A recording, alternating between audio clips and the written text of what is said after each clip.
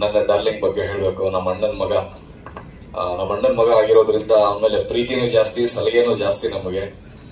ನಾವು ದರ್ಶನ್ ಭಯ್ಯ ಮತ್ತೆ ಎಲ್ಲ ಸ್ಟಾರ್ಸ್ ಎಲ್ಲ ಸೇರ್ಕೊಂಡು ಅಂಬರೀಷ್ ಅಣ್ಣನ ಜೊತೆಲಿ ಇರ್ಬೇಕಾದ್ರೆ ಆಗ್ತಾನೆ ಅವ್ನು ಫಾರಿನ್ ಇಂದ ಓದ್ ಮುಗಿಸ್ಕೊಂಡ್ ಬಂದಿದ್ದ. ನಮ್ಮನ್ನ ನೋಡ್ದಂಗ್ ಸುಮ್ಮನೆ ಈಗ ಅನ್ಕೊಂಡು ಹೋಗ್ಬಿಡವನು. ನಮ್ಗೆ ಕನ್ಫ್ಯೂಸ್ ಆಗ್ಬಿಟ್ಟಿತ್ತು, ಯಾರು ಅಣ್ಣನ್ ಮ್ಯಾಚೇ ಆಗಲ್ವಲ್ಲ ಕತೆ. ಅಣ್ಣ ನೋಡಿದ್ರೆ ಜನ ಇದ್ದಾರೆ ಇರಲ್ಲ, ಇವ್ನು ನೋಡಿದ್ರೆ ಜನಗಳ ಜನ ಸೇರೋದೇ ಇಲ್ಲ, ಏನ್ ಮಿಸ್ ಮ್ಯಾಚ್ ಹೊಟ್ಟಿದ್ದಾರೆಲ್ಲ ಏನು ಅಂತ. ಬಟ್ ಇವತ್ತು ಅವನು ನಮ್ಮೆಲ್ಲರ ಜೊತೆ ಬೆರೆಯೋದಿರ್ಬೋದು, ಜನಗಳಿಗೆ ಸ್ಪಂದಿಸೋದಿರ್ಬೋದು, ಮಾತಾಡೋದಿರ್ಬೋದು, ಎಲ್ಲಾನು ನೋಡಿದ್ರೆ ತಂದೆಗೆ ತಕ್ಕ ಮಗ. ನಮ್ಮ ಅಣ್ಣಂಗೆ ಸರಿಯಾಗಿ ಹುಲಿ ಹೊಟ್ಟೆಯಲ್ಲಿ ಹೆಬ್ಬುಲಿ ಹೊಟ್ಟೆಯಲ್ಲಿ ಹುಲಿನೇ ಹುಟ್ಟಿದೆ ಅಂತ ಬಹಳ ಹೆಮ್ಮೆಯಿಂದ ಹೇಳ್ಕೊಳ್ಬೋದು.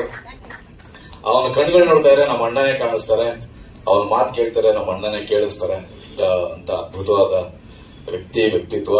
ಇನ್ನೊಂದು ವರ್ಷ 2 ವರ್ಷ ಸೇಮ್ ನಮ್ಮ ಅಣ್ಣನ ವಾಯ್ಸು ಗರ್ಜನೆ ಅದೇ ಬರ್ತದೆ.